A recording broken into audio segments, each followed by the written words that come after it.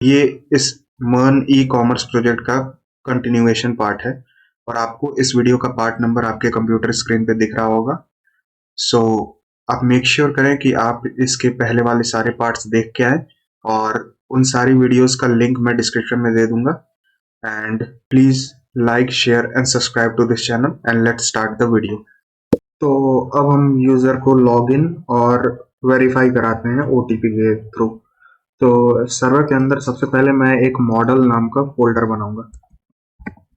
तो ये मॉडल्स हमें यूजर का कौन कौन सा डेटा सेव करना है उसके लिए हम ये बना रहे हैं और डेटाबेस में किस तरह से हम यूजर का डेटा सेव करने वाले हैं। तो इसके अंदर सबसे पहला फोल्डर होगा, फाइल होगा मेरा user.js।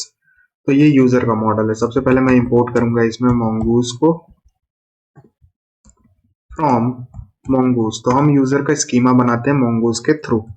तो const user schema ये एक तरह से स्केलेटन है कि हम यूजर का क्या क्या सेव करने वाले हैं। जैसे कि हम सिर्फ ईमेल इसमें सेव करने वाले हैं तो यूजर डॉट स्कीमा और स्कीमा का कैपिटल एस होगा। सबसे पहले इसमें हम ईमेल सेव करेंगे। यूजर का ईमेल का जो टाइप होगा वो होगा स्ट्रिंग और ये रिक्वायर्ड होगा। तो यहाँ मैं रिक्वायर्ड मैं कर दूंगा ट्रू। इतना करना था और ये यूनिक भी होगा तो यहाँ पे हमें एक और चीज देनी है यूनिक ट्रू। सेव करता हूँ इसे। दूसरी चीज हम यूजर का रोल सेव करने वाले हैं कि यूजर का रोल क्या है। तो यहाँ मैं रोल लूंगा और रोल की टाइप होगी हमारी स्ट्रिंग, क्योंकि हम एडमिन और यूजर दो ही तरह का रोल लेंगे और डिफॉल्ट जो रहेगा वो भी एक स्ट्रिंग रहेगा जो कि यूजर रहेगा। जब हम पहली बार अकाउंट बनाएंगे तो हमारा रोल बाय डिफॉल्ट यूजर ही रहेगा। और यहाँ पे मैं करूंगा टाइम स्टैम्प्स को ट्रू। तो इससे क्या होगा, इससे हमें कब यूजर क्रिएट हुआ है और आखिरी बार कब अपडेट हुआ है ये मिलेगा टाइम स्टैम्प्स ट्रू करने की वजह से। और at last export const user is equal to mongoose dot model के अंदर सबसे पहले हमें मॉडल का नेम देना है जो कि यूजर है और फिर जो स्कीमा हमने बनाया वो देना है। तो यहाँ मैंने यूजर स्कीमा इसका नेम दिया था, आप यहाँ देख सकते हो, वो मैंने यहाँ दे दिया। अब मैं इसे सेव करता हूँ। तो इतना तो हो गया। अब ये हमने यूजर का मॉडल क्रिएट कर दिया। अब कुछ फोल्डर स्ट्रक्चर आएगा हमारा। जैसे कि मैं कंट्रोलर्स बनाऊंगा, एक राउट्स बनाऊंगा। तो एक बार मैं एक्सप्लेन कर देता हूँ कि वो क्या रहेगा। जैसे कि हम अगर कोई रिस्पॉन्स भेजना चाहें, जैसे अभी हमारा ये जो सर्वर है वो लोकल होस्ट 5000 पे चल रहा है, तो मैं अभी के लिए एक ब्राउजर ओपन कर ले रहा हूँ या फिर मैं ब्राउजर में डायरेक्ट इसे ओपन करता हूँ। यहाँ मैं कंट्रोल क्लिक किया और लोकल होस्ट 5000 मेरा यहाँ ओपन हो गया। तो आप यहाँ देख सकते हो मुझे एक रिस्पॉन्स मिल रहा है कैन नॉट गेट स्लैश। तो ये होम राउट है, इस पे हम कोई भी रिस्पॉन्स नहीं भेज रहे हैं, यही हमें मैसेज मिल रहा है। और अगर आपको भी ये मैसेज मिल रहा है यानी आपका सर्वर सही से काम कर रहा है। और अगर आपका सर्वर सही से काम नहीं कर रहा होता तो आपको यहाँ पे एक एरर मैसेज मिलता। यहाँ पे अभी हमें एक रिस्पॉन्स मिल रहा है कैन नॉट गेट स्लैश। तो एक काम करता हूँ, मैं यहाँ पे स्लैश पे एक रिस्पॉन्स लेता हूँ। तो ये रिस्पॉन्स लेने के लिए मुझे क्या करना है, यहाँ मैंने ऐप क्रिएट किया था, यहाँ मैं ऐप डॉट गेट करूंगा और मैं स्लैश पे ही एक रिस्पॉन्स भेजूंगा। तो यहाँ मैं एक कॉल बैक फंक्शन बनाता हूँ जिसके अंदर मैं रिक्वेस्ट और रिस्पॉन्स लूंगा और सिंपली मैं रिस्पॉन्स एक भेजता हूँ, response dot send hello world. Save करता हूँ इसे और अब आके मैं यहाँ पे एक बार बस रिलोड करूँ तो आप देख सकते हैं हेलो वर्ल्ड मुझे यहाँ पे मिल गई। तो अब मैं एक्सप्लेन करता हूँ राउट्स और कंट्रोलर क्या है।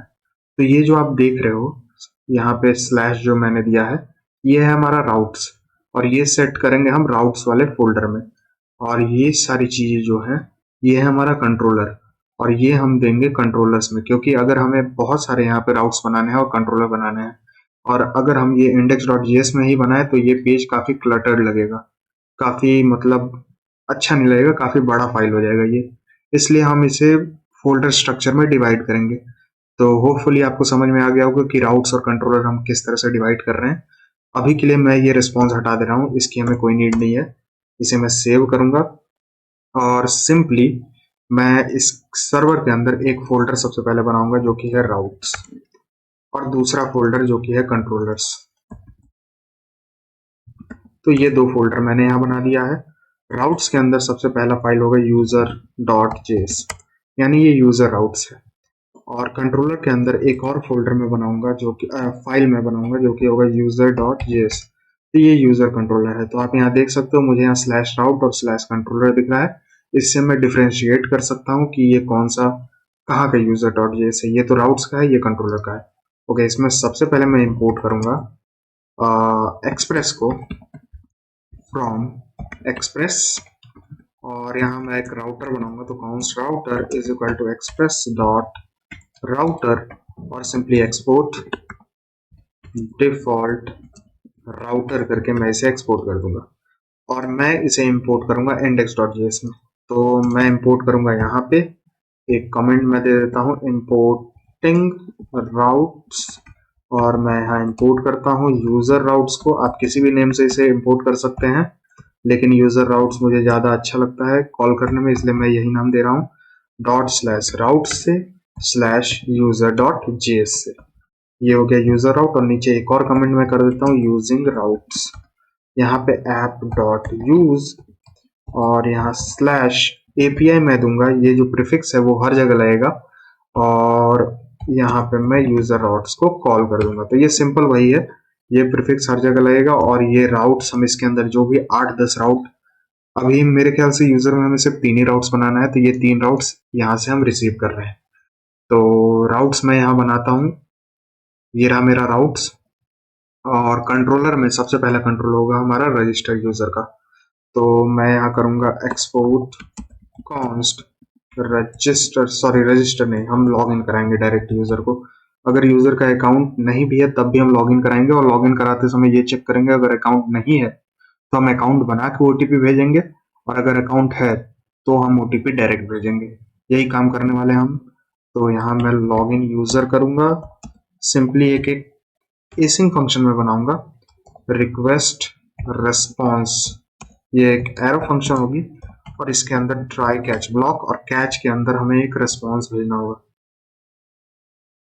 तो यहाँ रेस्पॉन्स डॉट स्टेटस कोड, यहाँ स्टेटस कोड 500, और डॉट जेसन में एक मैसेज मैं भेज दूंगा जो कि होगा एरर डॉट मैसेज। तो इसमें एक प्रॉब्लम है, जैसे कि ये ट्राई कैच ब्लॉक मैं हर बार लगाने वाला हूँ, और हर बार मुझे ये मैसेज भेजना है कैच के अंदर। तो ये मैं बार बार तो लिखना नहीं चाहूंगा, तो इसके लिए मैं एक फंक्शन बना लेता हूँ जो कि यूटिल्स में होगा हमारा। मैं यूटिल्स के अंदर एक नई फाइल बनाऊंगा ट्राई कैच डॉट जेएस नाम की। तो यही फंक्शन हम बार बार कॉल करेंगे ताकि हमें बार बार ये लाइंस ऑफ कोड ना लिखना पड़े। तो मैं यहाँ पे एक फंक्शन बनाता हूँ कॉन्स्ट ट्राई कैच नाम की। ये हो गया ट्राई कैच नाम का एक फंक्शन। इसके अंदर हम एक हैंडलर रिसीव करेंगे। यहाँ पे मैं एक हैंडलर रिसीव करूंगा, और यहाँ पे एक एरो फंक्शन, और सिंपली इसके अंदर मैं रिटर्न करूंगा एक एसिंक रिक्वेस्ट रिस्पॉन्स और नेक्स्ट को, और सिंपली एक और एरो फंक्शन, और इसके अंदर मैं अवेट हैंडलर करके इसे रिटर्न कर दूंगा। हैंडलर रिक्वेस्ट रिस्पॉन्स और नेक्स्ट करके, साथ ही साथ कैच करना है हमें एरर को। तो मैं एक काम करता हूँ, यहाँ मैं भूल गया, हमें एक ट्राई कैच ब्लॉक बनाना था यहाँ पे। तो ट्राई कैच ब्लॉक, ट्राई के अंदर मैं इसे रिटर्न करूंगा await handler request response next, और कैच के अंदर वही एरर जो कि हम यहाँ पे दे रहे थे। तो मैं इसे ही कॉपी कर लेता हूँ और यहाँ पे आके पेस्ट कर देता हूँ। तो यही है हमारा फंक्शन, काफी इजी है। ट्राई कैच ब्लॉक हर बार ये लग जाएगा हमारा, और हर बार हम ये मैसेज रिसीव करने पाएंगे। इतना करने के बाद अब मैं क्या करूंगा, यहाँ पे इसे एक्सपोर्ट कर दूंगा। तो एक्सपोर्ट डिफॉल्ट ट्राई कैच, जो मेरा फंक्शन है उसे मैं एक्सपोर्ट कर दूंगा। तो ये फंक्शन भी मेरा बन गया है। अब कंट्रोलर के अंदर मैं एक काम करूंगा, ये सारी चीजों को हटाऊंगा। अब इतना लिखने की हमें कोई नीड नहीं है। मैं सिंपली यहाँ पे ट्राई कैच को इंपोर्ट करूंगा। आप यहाँ देख सकते हो ये इंपोर्ट हो गई। बस यहाँ पे लास्ट में डॉट जेएस लगाना है वरना एरर आ जाएगी। यहाँ पे एक एसिंग फंक्शन रिक्वेस्ट रिस्पॉन्स में लूंगा और यहाँ पे इस तरह से एक एरो फंक्शन बना दूंगा। बस इतना करना है। अब हमें कोई भी कैच लगा के response dot status code 500 error dot message ये नहीं करने की नीड है, हमें बस इतना लिखना है। अब यहाँ पे मैं क्या करूंगा, कुछ डेटा लूंगा। तो कॉन्स्ट सिंपली ईमेल में लूंगा यूजर से रिक्वेस्ट डॉट बॉडी से। इतना मैंने किया, सेव करता हूँ और सिंपली यहाँ रिस्पॉन्स डॉट जेसन में अभी ये जो ईमेल है वो मैं भेज दूंगा। मैं दिखाता हूँ ये किस तरह से काम करता है। सिंपली मैं यूजर से कुछ डेटा ले रहा हूँ जो कि हम रिक्वेस्ट डॉट बॉडी से लेते हैं और हमें ये डेटा अगर मिलेगा तो मैं यहाँ सीधे रिस्पॉन्स डॉट जेसन में ये डेटा भेज दे रहा हूँ। चलिए अब इसे हम टेस्ट करते हैं। तो उससे पहले मैं राउट को सेटअप करता हूँ। तो मैंने आपको बताया था कि हमारा जो लोकेशन है वो हम यहाँ पे सेट करने वाले हैं। तो राउटर डॉट ये गेट मेथड या फिर पोस्ट मेथड, हम कोई भी मेथड दे सकते हैं। तो जनरली हम लॉगिन करने के लिए पोस्ट मेथड का यूज करते हैं, इसलिए मैं यहाँ पे पोस्ट मेथड दूंगा स्लैश यूजर स्लैश लॉगिन और यहाँ पे मैं लॉगिन यूजर को इंपोर्ट कर लूंगा और ये लॉगिन यूजर मेरा इंपोर्ट भी हो गया controller slash user dot JS से। सेव करता हूँ इसे और यहाँ पे मुझे एक एरर आ गई है। मैं एक बार चेक कर लेता हूँ कि एरर है क्या। ओके, तो कंट्रोलर डॉट जेएस इसका नेम हो गया। सॉरी, यहाँ मैं यूजर डॉट जेएस करूंगा। सेव करता हूँ और अब कोई एरर नहीं आनी चाहिए। अब सब चीज सही से वर्क कर रही है। अब ये जो हम एपीआई टेस्टिंग करेंगे वो मैं पोस्टमैन से करूंगा। पहले मैं थंडर क्लाइंट से करता था लेकिन थंडर क्लाइंट अब पेड हो गई है और पता नहीं उसमें बहुत सारे प्रॉब्लम्स भी आ रहे हैं, इसलिए मैंने यहाँ पे पोस्टमैन को इंस्टॉल कर लिया है। आप भी इंस्टॉल कर लेना और लॉग इन कर लेना किसी भी अकाउंट से। सिंपली मैं यहाँ क्या करूंगा, एक नई कलेक्शन बनाऊंगा। तो मैं यहाँ क्रिएट कलेक्शन पे क्लिक करता हूँ और इसे मैं रीनेम करता हूँ सबसे पहले। तो यहाँ मैं रीनेम इसे करूंगा और इसका नेम दूंगा ई कॉमर्स 2025। ये हो गया। इसके अंदर मैं एक नई फोल्डर बनाऊंगा। तो यहाँ ऐड फोल्डर और ये फोल्डर होगा हमारा यूजर का। तो मैं इसे रीनेम करता हूँ और इसमें लिखूंगा यूजर और यूजर के अंदर सबसे पहले एक ऐड रिक्वेस्ट। ये हो गया। इसको मैं रीनेम कर लेता हूँ और इसका नेम मैं करता हूँ लॉगिन करने के लिए। ओके, ये हो गया। हमने यहाँ पोस्ट रिक्वेस्ट दिया था और इसका एंड पॉइंट होगा http:// लोकल होस्ट कोलन 5000। यही है हमारा सर्वर का यूआरएल। यहाँ कोलन देना था, कोलन 5000। मैं थोड़ा जूम इन करता हूँ, शायद आपको ये अच्छे से दिख नहीं रहा होगा। आप यहाँ देख सकते हो local host 5000 slash API slash user slash login. यही है हमारा एंड पॉइंट। मैं आपको दिखा दे रहा हूँ ये किस तरह से ये एंड पॉइंट बना है। तो मैंने इसे सबसे पहले index.js में इंपोर्ट किया था। यहाँ से मेरा आया स्लैश API और राउट्स के अंदर स्लैश यूजर स्लैश लॉगिन। तो यही है हमारा API का एंड पॉइंट। मैं फिर से आता हूँ पोस्टमैन में और सेंड करने की कोशिश करता हूँ। तो आप यहाँ देख सकते हो हमें यहाँ इंटरनल सर्वर एरर आ गया, can not read property, can not destructure property email of request dot body as it is undefined. तो ये एरर में से आया और ये आता भी है क्योंकि हमने यहाँ पे एक मिडिलवेयर का यूज नहीं किया है, क्योंकि हम यूजर से जेसन वैल्यू ले रहे हैं। यहाँ बॉडी में मैं यहाँ रॉ लूंगा और रॉ के अंदर मैं यहाँ जेसन वैल्यू भेजूंगा। यहाँ पे मैं क्या करूंगा, सिंपल एक ईमेल लूंगा यूजर से और अपना ईमेल यहाँ भेजूंगा। जैसे मैं प्रशांत KC243@gmail.com लूंगा और यहाँ से सेंड करूंगा। तो हमें यहाँ पे रेस्पॉन्स मिलनी चाहिए थी, लेकिन अभी ये रीड नहीं करने पाएगा क्योंकि हम यहाँ जेसन वैल्यू ले रहे हैं यूजर से और वो हम रीड नहीं करने पाएंगे। तो उसे रीड करने के लिए हम सिंपल यहाँ पे एक मिडिल वेयर का यूज करेंगे। तो app.use simply express dot JSON मैं यहाँ पे करूंगा। तो अब जो जेसन वैल्यू हम लेंगे यूजर से वो अब हम रीड भी करने पाएंगे। अब मैं यहाँ पोस्टमैन के अंदर आता हूँ और अगर मैं यहाँ सेंड करूँ तो मुझे रिस्पॉन्स में आप देख सकते हो यहाँ मुझे अपनी ईमेल मिल गई है और यहाँ 200 ओके हमें रिस्पॉन्स भी आ गया है। तो इस तरह से हम यूजर से डेटा ले सकते हैं। आई होप आपको ये समझ में आ गया होगा। अब मुझे क्या करना है, सिंपली यूजर जब हम क्रिएट करेंगे साथ ही साथ हम एक ओटीपी भी क्रिएट करेंगे, और ओटीपी को मैं डेटाबेस में सेव करूंगा। और डेटाबेस में इसलिए मैं सेव करूंगा ताकि वो सेफ रहे, और डेटाबेस से कोई ओटीपी हमारा चुरा भी नहीं सकता है, अनलेस और अनटिल आप अपना डेटाबेस का कनेक्शन स्ट्रिंग ही लूज कर दो। तो उस केस में बस आपका ओटीपी चोरी हो सकता है, वरना नहीं होने पाएगा। मैं मॉडल के अंदर एक नई फाइल बनाऊंगा जिसका नेम होगा otp.js। इसमें मैं ओटीपी को स्टोर करूंगा। तो एक काम करता हूँ, मैं user.js को ही कॉपी कर लेता हूँ पूरा, और यहाँ otp.js में आके इसे पेस्ट करता हूँ। सिंपल ये करना था मुझे। और यहाँ यूजर स्कीमा में चेंज करके इसका नाम करूंगा ओटीपी स्कीमा। इसे मैं कॉपी करूंगा और यहाँ पे दे दूंगा ओटीपी स्कीमा नीचे एक्सपोर्ट के तौर पे। यहाँ पे मैं ओटीपी करूंगा और यहाँ भी ओटीपी, एक्सपोर्ट कॉन्स्ट ओटीपी। इतना कर लिया हमने, सिंपल था इतना। और ये टाइम स्टैम्प्स की हमें यहाँ कोई नीड नहीं है, ये सारी चीजें हटाता हूँ। सबसे पहले तो हम ईमेल रखेंगे, ईमेल हमें चाहिए। कौन सा यूजर का ये ओटीपी है ये हम देखेंगे यहाँ पे, और ये भी यूनिक होगा क्योंकि एक यूजर एक टाइम पे सिर्फ एक ही ओटीपी ले सकता है। यहाँ रोल की हमें कोई नीड नहीं है। यहाँ पे सबसे पहले मैं लूंगा ओटीपी कि कौन सी ओटीपी है हमारी। तो ये टाइप होगा हमारा नंबर, और ये होगा रिक्वायर्ड ट्रू।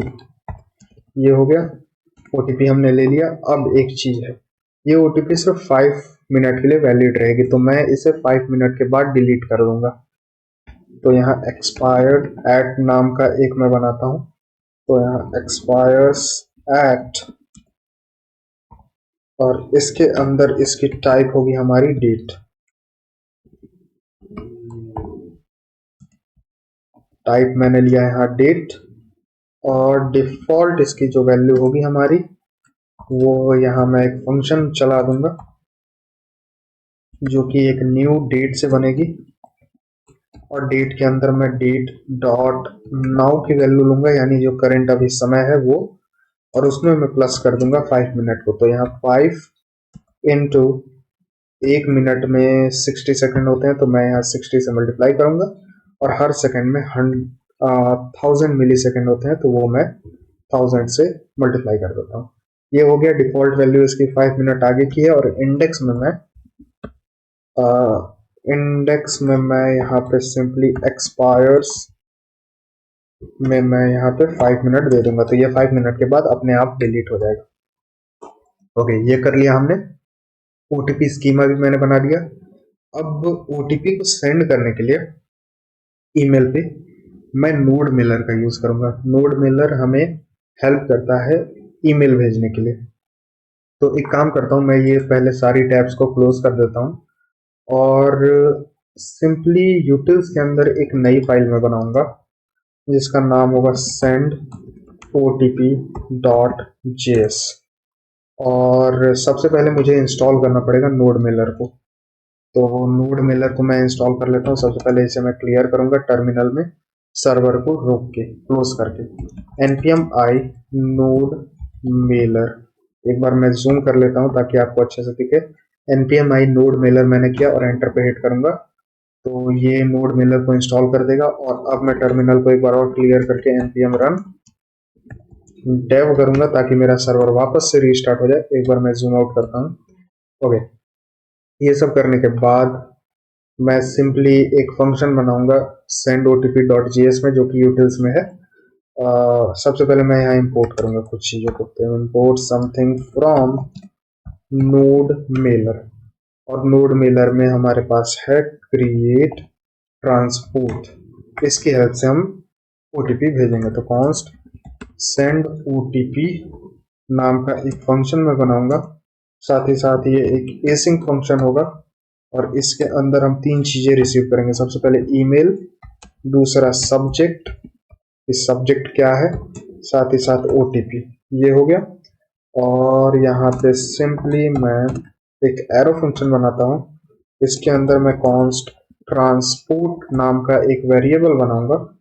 तो यहाँ transport is equal to create transport, और यहाँ पे मुझे होस्ट देना है और होस्ट का नेम होगा हमारा जीमेल, क्योंकि हम जीमेल से भेजने वाले हैं। तो SMTP simple mail transport transfer protocol dot gmail.com, ये है हमारा होस्ट। और पोर्ट नंबर जो जनरल जीमेल का होता है, तो यहाँ मैं पोर्ट नंबर दूंगा, वो होता है 465। आप गूगल करके भी इसे चेक कर सकते हैं। इसके बाद मैं ऑथेंटिकेशन यहाँ करूंगा, और ऑथेंटिकेशन के लिए सिंपली मुझे यहाँ पे दो चीजें चाहिए। सबसे पहले एक यूजर, और दूसरी चीज चाहिए मुझे पासवर्ड। तो यहाँ मैं पास करूंगा ये दो चीजें, और ये दो चीजें हम स्टोर करेंगे .env फाइल में, क्योंकि ये चीजें हम दिखाना नहीं चाहते जनरली यूजर को। तो यहाँ process.env कोड में हम ये हम .env फाइल में ही से रखना चाहेंगे। तो process.env.gmail, तो जीमेल आपके पास होगा ही, और यहाँ पे पासवर्ड। तो process.env.password। जीमेल तो सबके पास होता है, लेकिन ये पासवर्ड कैसे क्रिएट करना है, तो ये भी मैंने अपने एक पुराने वीडियो में दिखाया है, और मैं आपको भी दिखा दे रहा हूँ ये कैसे करना है। तो मैं अपने YouTube पेज पे आऊँगा, और ओल्डेस्ट वीडियो में आपको आना है, और ये जो थर्ड नंबर पे है create password using your email, इस पे क्लिक करना है। और इसे ही मैं पूरा ओपन कर लेता हूँ, और यहाँ मैं आपको दिखाऊंगा क्या करना है हमें। सबसे पहले तो हम गूगल अकाउंट सर्च करेंगे, और फिर यहाँ पहला वेबसाइट पे जाना है गूगल अकाउंट पे, और यहाँ गो टू गूगल अकाउंट पे क्लिक करना है, जो यहाँ साइड में है, आप यहाँ देख सकते हो। इसके बाद हमें आना है सिक्योरिटी पे, ये जो साइड बार में है इस पे क्लिक करना है। साथ ही साथ आपको यहाँ पे चेक कर लेना है कि आपका जो ये 2 स्टेप वेरिफिकेशन है वो ऑन हो। अगर ये ऑन नहीं होगा तो जो ऊपर मैं अभी सर्च करने वाला हूँ वो आपको ऑप्शन नहीं दिखेगा। यहाँ पे मैं सर्च करूंगा ऐप पासवर्ड, और ये ऐप पासवर्ड आपको यहाँ दिखेगा। आपको इस पे क्लिक करना है। इसके बाद यहाँ पे आपको अपना ऐप का नेम देना है। आप कोई भी नेम दे सकते हैं। इस समय मैं लेट्स नेगोशिएट नाम का एक प्रोजेक्ट बना रहा था, तो वही मैं इसमें नेम दे रहा हूँ। आप कोई भी नेम दे सकते हैं, और यहाँ क्रिएट पे क्लिक करके आपको आपके सामने ये आपको आपकी ऐप पासवर्ड मिल जाएगी, और यही मैं कॉपी करके यहाँ पे पेस्ट कर दूंगा। और ये जिस जीमेल से आपने बनाया है वो जीमेल आपको वहां लिखना है .env फाइल में। तो मैं बाहर आता हूँ इस पेज से, और अब मैं अपना जो क्रेडेंशियल है वो .env फाइल में ऐड कर देता हूँ। तो आप देख सकते हो मैंने यहाँ पे अपना पासवर्ड और जीमेल दोनों यहाँ पे ऐड कर लिया है। और आप ये वाली क्रेडेंशियल यूज मत करना, क्योंकि इस वीडियो के बाद मैं इसे चेंज कर दूंगा।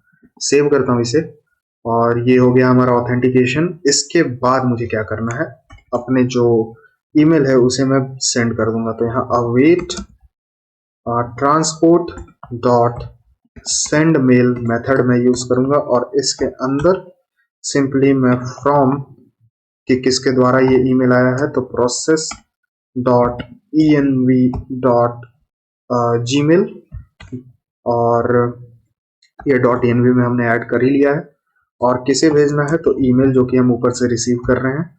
इसके बाद सब्जेक्ट जो कि हम ऊपर से रिसीव कर रहे हैं, और साथ ही साथ यहाँ पे एक HTML टेम्पलेट हम भेजेंगे। और ये HTML टेम्पलेट मैंने चैट जीपीटी से क्रिएट किया था, और आपको ये डिस्क्रिप्शन बॉक्स में मिल जाएगा, ये वाला लिंक है। आपको इसे कॉपी कर लेना है। तो मैं यहाँ से कॉपी कर लूंगा इस HTML टेम्पलेट को। सिंपल ये एक HTML टेम्पलेट है जिससे मैंने चैट जीपीटी से क्रिएट किया था, और इसके अंदर कुछ स्टाइलिंग है, CSS स्टाइलिंग। साथ ही साथ हम इस तरह से मैसेज भेज रहे हैं। सिंपल एक टेक्स्ट मैसेज के भेजने के बजाय मैंने ये HTML टेम्पलेट भेजा है। सेव कर लूंगा, यही HTML टेम्पलेट है जो कि हम यहाँ नीचे भेज रहे हैं। बस ये किया मैंने, और सिंपल अब मैं इसे एक्सपोर्ट डिफॉल्ट सेंड OTP जो फंक्शन है उसे मैं सेंड कर दूंगा। एक्सपोर्ट कर दिया मैंने। अब एक काम करता हूँ, मैं आता हूँ कंट्रोलर के अंदर, और अब हम ये कंट्रोलर बनाएंगे लॉगिन यूजर का। तो लेट्स स्टार्ट दिस। तो हमने ईमेल लिया यूजर से। अब एक काम करता हूँ, मैं यहाँ सब्जेक्ट नाम का एक वेरिएबल बना ले रहा हूँ जो हम OTP सेंड करते समय भेजेंगे। तो यहाँ मैं सब्जेक्ट दूंगा ई-कॉमर्स ऐप। आप कोई भी इसका सब्जेक्ट नेम दे सकते हैं। अब मैं OTP क्रिएट करता हूँ। तो const OTP is equal to मैं math dot floor method use करूंगा, तो मैथ डॉट फ्लोर मेथड, इसके अंदर मैं कोई भी रैंडम वैल्यू लूंगा, तो मैथ डॉट रैंडम डिजिट कोई भी मैं लूंगा, और इसमें मैं सिंपल 1 के आगे मुझे 60 देना है, क्योंकि मुझे 6 डिजिट का ओटीपी चाहिए। तो मैंने यहाँ 6 डिजिट का ओटीपी क्रिएट किया, ये हो गया हमारा ओटीपी। और अब मैं सिंपल चेक करूंगा कि हमारे पास कोई प्रीवियस ओटीपी है या नहीं, क्योंकि ओटीपी नाम का हमारा एक डेटाबेस है, उसमें हम चेक करेंगे कॉन्स्ट प्रीवियस ओटीपी। अगर हमारे पास है तो अवेट, मैं एक बार चेक करूंगा अवेट ओटीपी, और ये ओटीपी इंपोर्ट नहीं हो रहा है। मैं एक बार आके यहाँ पे मॉडल के अंदर otp.js में इसे सेव करूंगा। आप यहाँ देख सकते हो ये ओटीपी अब एक्सपोर्ट है। अब इसमें मैं चेक करूंगा ओटीपी, अब मुझे यहाँ ऑप्शन मिल रहा है, आप यहाँ देख सकते हो ओटीपी मेरा इंपोर्ट हो गया। OTP dot find one method से हम इसे फाइंड करेंगे सिंपल, कि इस ईमेल से कोई ओटीपी है या नहीं हमारे पास प्रीवियसली। अगर है तो हम सिंपली उस ओटीपी को डिलीट कर देंगे। ये इसलिए क्योंकि मैं फ्रंट एंड में एक रीसेंट ओटीपी भी दूंगा, और रीसेंट करने के लिए हमें सबसे पहले पुरानी ओटीपी को डिलीट करना होगा और नई ओटीपी को क्रिएट करना होगा, तो वही हम कर रहे हैं। तो यहाँ previous OTP dot delete one method में यूज करूंगा और पुरानी ओटीपी को डिलीट करूंगा। चलिए, अब ये ओटीपी डिलीट हो गया। अब मैं क्या करूंगा, अवेट सेंड ओटीपी नाम का जो फंक्शन मैंने बनाया था, एक बार मैं देख लूं, ये भी एक्सपोर्ट था, एक बार इसे मैं सेव कर लेता हूं, तो अब ये इंपोर्ट हो जाना चाहिए। ओके, तो अब मुझे ऑप्शन आ रहा है, या आप देख सकते हो सेंड ओटीपी मेरा util/sendotp.js से इंपोर्ट हो गया। अब इसके अंदर कुछ चीज़ें मुझे भेजनी है। सबसे पहला मुझे ईमेल भेजना है, तो ईमेल मैं यूज़र से ले ही रहा हूँ। दूसरा मुझे देना है सब्जेक्ट, तो सब्जेक्ट मैं ऊपर बना लिया हूँ, साथ ही साथ ओटीपी। ये 3 चीज़ें मैंने यहाँ ले ली है। ओके, ये करने के बाद मैंने यहाँ ओटीपी तो भेज दिया ईमेल पे। अब मैं यहाँ अवेट ओटीपी डॉट क्रिएट भी कर लेता हूँ, तो ओटीपी डॉट क्रिएट एक नई ओटीपी डेटाबेस में मैं क्रिएट करूंगा। यहाँ पे मैं सिंपली ये ओटीपी में एक ईमेल दूंगा यूजर का, और ओटीपी जो हमने क्रिएट किया है वो दूंगा। ये हो गया। अब लास्ट में मैं रेस्पॉन्स डॉट जेसन में एक मैसेज भेजूंगा कि यहाँ मैं मैसेज भेजूंगा कि OTP send to your mail. Save करूंगा इसे, और अब हमारा ये टोटल क्रिएट हो गया लॉगिन यूजर। अब हम इसे टेस्ट करते हैं।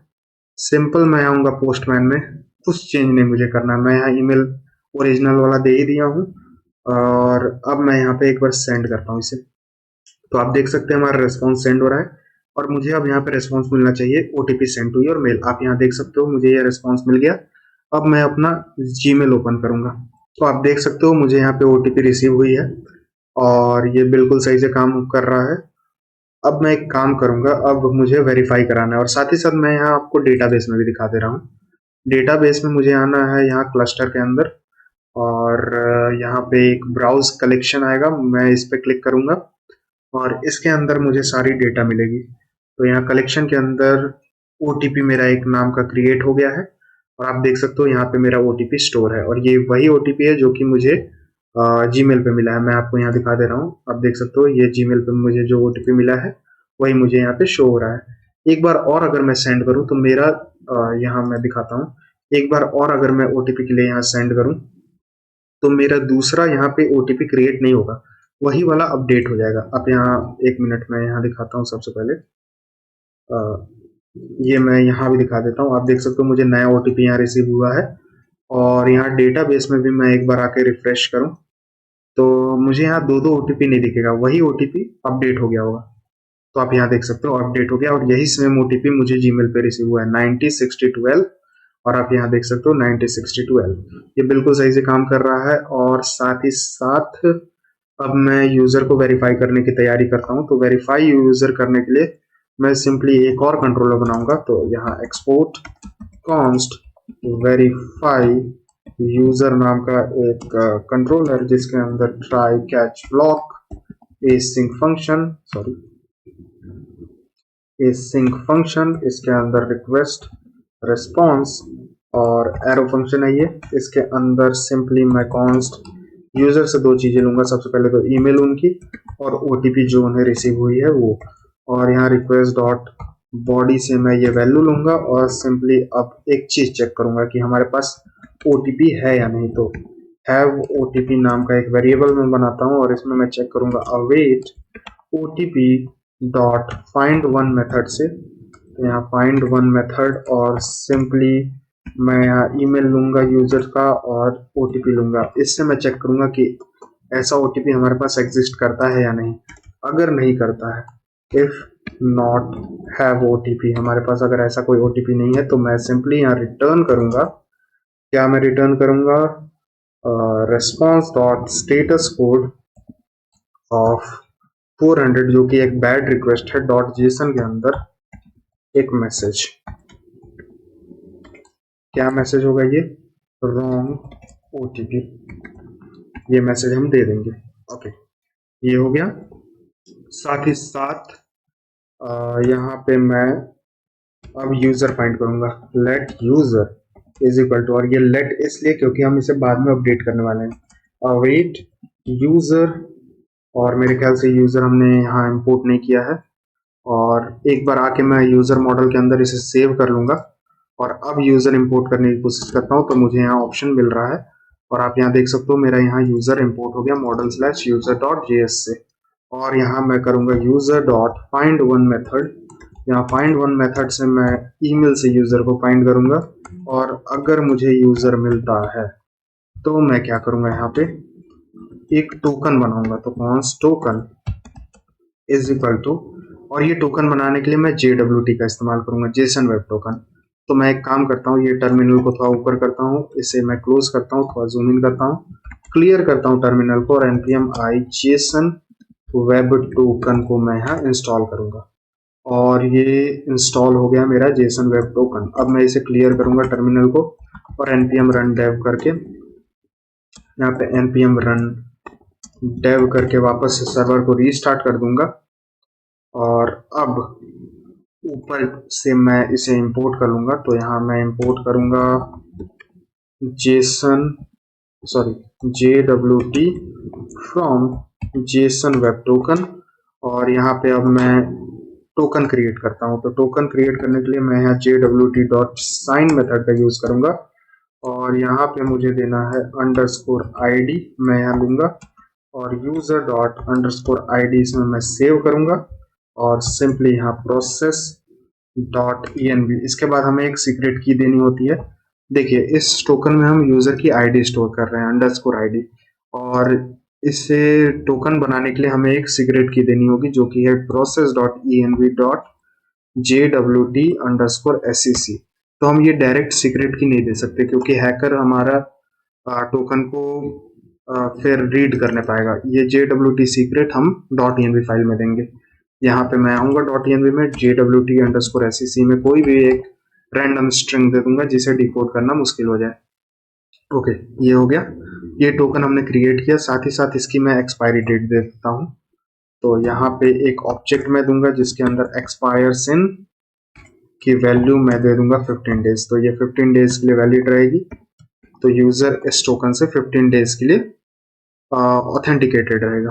ओके, तो ये टोकन हमने क्रिएट कर लिया अगर हमारे पास यूजर है तो। और सिंपली अब मैं अवेट हैव ओटीपी, जो हमारे पास ओटीपी है उसे मैं डिलीट कर दूंगा। ओके, ये हो गया। तो अगर यूजर वेरीफाई हो जा रहा है तो ओटीपी जो हमारे पास है डेटाबेस में उसे हम डिलीट कर देंगे। और सिंपली अब रेस्पॉन्स डॉट जेसन में, सिंपल रेस्पॉन्स डॉट जेसन में पहला तो एक मैसेज भेज दूंगा मैं, जो कि होगा यूजर लॉग्ड इन। दूसरा चीज मैं भेजूंगा टोकन, ये टोकन, और तीसरा चीज हम यूजर की वैल्यू दे देंगे। ये हो गया।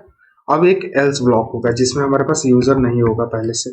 तो उसमें मैं क्या करूंगा, ये जो यूजर है, यूजर वेरिएबल जो कि हमने लेट करके बनाया था, इसलिए मैंने यहाँ लेट करके बनाया था ताकि इसे बाद में मैं अपडेट कर सकूं, अपडेट कर सकूं। तो यहाँ अवेट मैं करूंगा, यूजर डॉट क्रिएट मैं करूंगा, और इसके अंदर मैं एक यूजर बना दूंगा ईमेल से। बस इतना ही करना था हमें। ओके, ये यूजर मैंने क्रिएट किया ईमेल से, और ये करने के बाद बाकी दो चीजें सेम है। मैं ये टोकन को कॉपी करूंगा और यहाँ पे पेस्ट कर दूंगा। सिंपल। फिर मैंने एक टोकन क्रिएट किया इसी यूजर की आईडी से और हैव ओटीपी को मैंने डिलीट किया और response.json में ये मैसेज दे दिया। तो वेरिफिकेशन भी हमने बना लिया, बस इतना ही करना था। एक बार मैं इसे अच्छे से समझा देता हूँ आपको थोड़ा छोटे स्क्रीन में करके। वेरीफाई यूजर में हम यूजर से उसका ईमेल और ओटीपी ले रहे हैं और चेक कर रहे हैं हमारे पास कोई ओटीपी है भी या नहीं ईमेल और इस ओटीपी से। अगर नहीं है तो हम ये रिस्पॉन्स भेज रहे हैं जो कि एरर वाला है, रॉन्ग ओटीपी का। और अगर है तो फिर हम यूजर चेक कर रहे हैं कि हमारे पास इस ईमेल से यूजर है कि नहीं। अगर हमारे पास यूजर है तो सिंपल हम टोकन बना रहे हैं और हैव ओटीपी को डिलीट कर रहे हैं, यानी जो ओटीपी है हमारे पास उसको हम पहले डिलीट कर रहे हैं और response.json में पहले मैसेज भेज रहे हैं, टोकन भेज रहे हैं और यूजर भेज रहे हैं। और अगर हमारे पास यूजर नहीं है तो ये यूजर को मैं अपडेट कर रहा हूँ और इसमें एक यूजर क्रिएट कर दे रहा हूँ डेटाबेस में। और फिर मैं यहाँ पे टोकन क्रिएट कर रहा हूँ और हैव ओटीपी को डिलीट कर रहा हूँ और ये रिस्पॉन्स भेज दे रहा हूँ। बस यही करना था। और यहाँ अब मैं राउट्स में इसे ऐड कर देता हूँ। सिंपल इसके नीचे राउटर डॉट पोस्ट मेथड और यहाँ स्लैश यूजर स्लैश वेरीफाई इसका होगा एंड पॉइंट, और यहाँ पे मैं वेरीफाई यूजर को इंपोर्ट कर लेता हूँ। तो आप यहाँ देख सकते हो वेरीफाई यूजर मेरा इंपोर्ट हो गया controller slash user dot JS से। ओके, ये हो गया। अब इसकी टेस्टिंग की बारी है, तो मैं आता हूँ यहाँ पोस्टमैन के अंदर और इसे ही मैं डुप्लीकेट करूंगा। इसे मैंने डुप्लीकेट किया, इसका नेम हो गया लॉगिन कॉपी, लेकिन मैं इसे रीनेम करके वेरीफाई नेम देता हूँ इसको। ये हो गया वेरीफाई। इसका यूआरएल हो गया local host 5000 slash API slash user slash verify. ये हो गया। ये एक पोस्ट मेथड होगी, इसके अंदर मुझे बॉडी के अंदर रॉ डेटा भेजना है, जेसन यहाँ पे है ही। इसके अंदर सबसे पहले मुझे देना है ईमेल, जो कि मेरा वही सेम ईमेल होगा, ये लॉगिन वाला।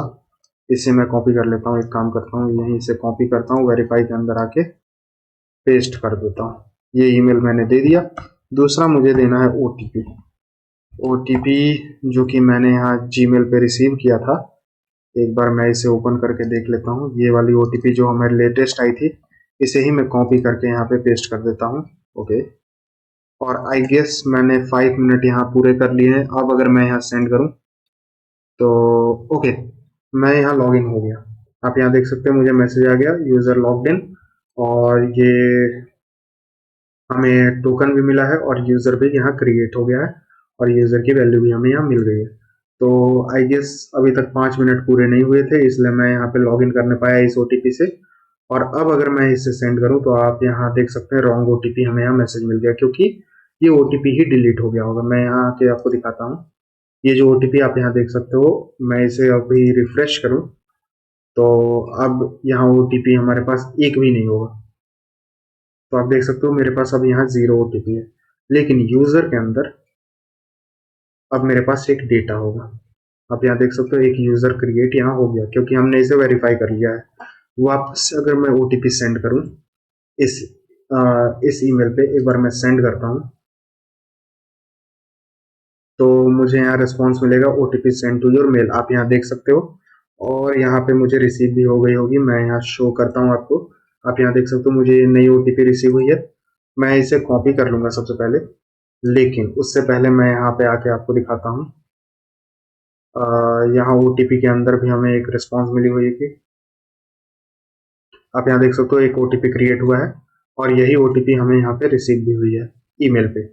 अब एक काम करता हूँ, मैं यहाँ पे वेरीफाई में ये पुरानी ही ओटीपी से सेंड करने की कोशिश करता हूँ। तो आप यहाँ देख सकते हो बैड रिक्वेस्ट रॉन्ग ओटीपी, लेकिन ये नई वाली ओटीपी में देता हूँ और सेंड करता हूँ तो फिर से मैं वेरीफाई हो गया और यहाँ मुझे टोकन मिली। और इस बार एक नया यूजर फिर से नहीं क्रिएट हुआ होगा, वही यूजर फिर से लॉग इन हुआ है और उसका यहाँ पे टोकन हमें मिला है।